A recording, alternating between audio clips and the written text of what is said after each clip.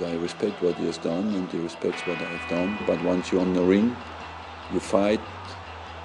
I think they both have made it pretty clear over the years that they don't particularly like each other. Alex Ferguson is his own man, and whenever these Arsenal games come up, I think he enjoys the circus that surrounds it. No one can get Wenger really aggressive. He will always be above that. They do a very, very quick handshake at the end of the game, and that's it.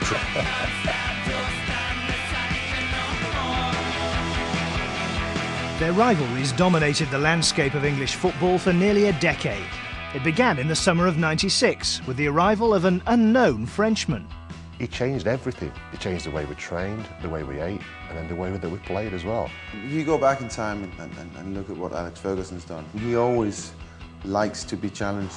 Ferguson defined his territory from the start, a league double over the Gunners on the way to United retaining their title, though the first signs of a feisty future were already there. The following season, Wenger gained his first win against United, but when they arrived at Old Trafford, Arsenal were 9 points adrift of their rivals, albeit with 3 games in hand. Basically, everyone said it's a title decider, and I think it was on the day. It was lovely to play because we played at 11 o'clock in the morning. And for myself, it's great. When I wake up, I like to get dressed and start the match. So I was very fit and sharp. Nicely through Overmars, and it's going wide. We were superb, and it shook United a little bit because they perhaps thought they won't be able to come to Old Trafford and beat us here. I can remember that probably Keown gave the pass to Anelka.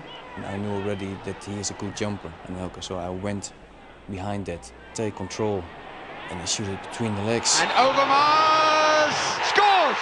And that was a major release, also with the fans.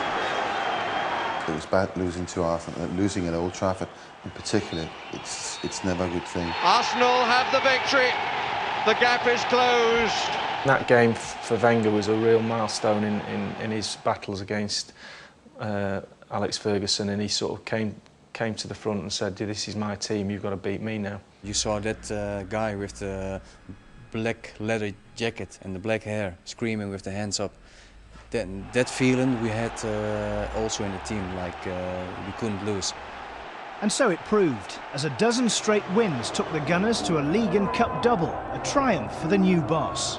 When you first come, you want to win something, so your first trophy is always very, very important.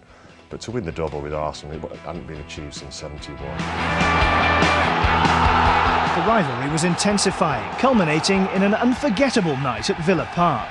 There was like an atmosphere around the semi-final that whoever was winning that game was also going to win the league. It was just such a strange game. It was end-to-end stuff. It was 120 minutes, and you lose track of time.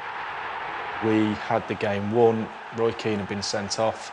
Dennis Bergkamp had the ball on the box. There was 1 minute to go. It was going to be 2-1 end of game. But penalties for a Dutch player, that's a little bit of a nightmare for us. And for the first time since and ever, I looked at Dennis running up for the ball and thought, he's not going to score.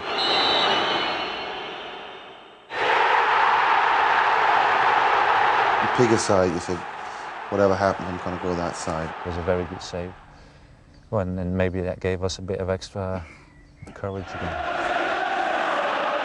Giggsy received the ball in an hour and a half, and I don't know how many players he went past. Unfortunately, it was against me. On my side, he beat me about 3 or 4 times. I was thinking, shoot, and he didn't, and eventually he ended up with David Seaman. It was the pace that beat me, and I've gone a little bit low to try and get a low shot, and he's whacked it right above my head. Spectacular goal. So, and of course, these games against Arsenal, they're always big games, and especially in the semi-final for the FA Cup. Me and Tony Adams took it on the chin after the game. I remember walking off at Villa Park and standing outside their dressing room and shook hands with every one of their players and said, well done, good luck in the final. And that hurt, boy, I tell you. In terms of playing in, I'd probably say that was the best game ever. It was a vital step towards a momentous treble for Sir Alex, and when hostilities resumed, United continued to have the upper hand, culminating in a 6-1 hammering at Old Trafford in 2001. A year later, it was a different story, as Arsenal aimed to complete another double.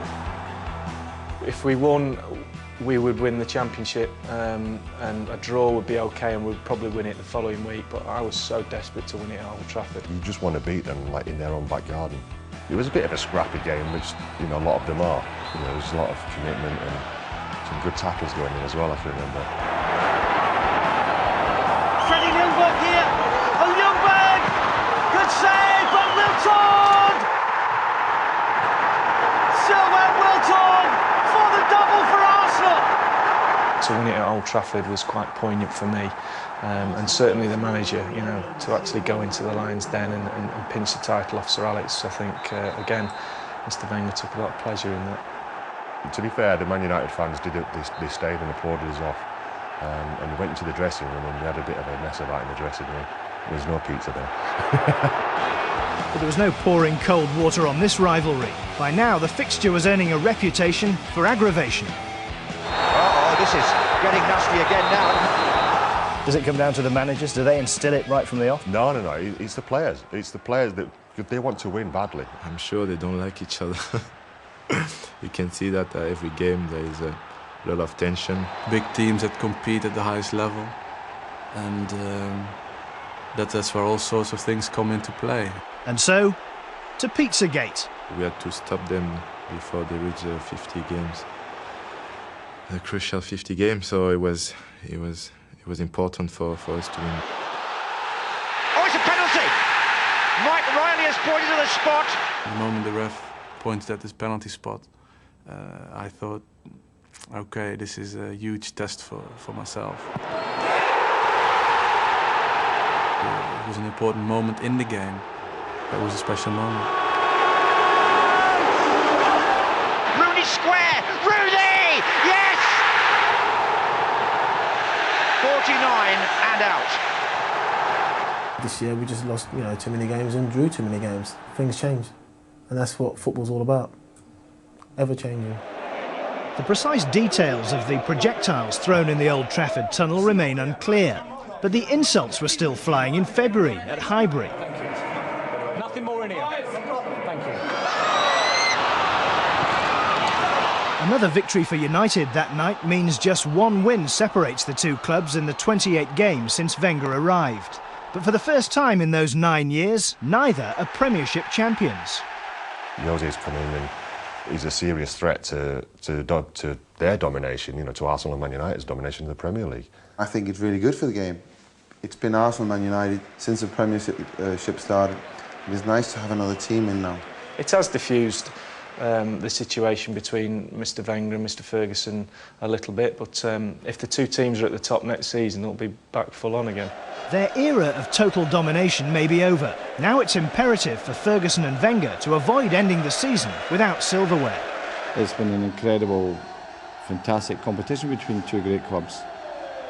And it won't be any different on Saturday. They are competitive. And we'll be competitive.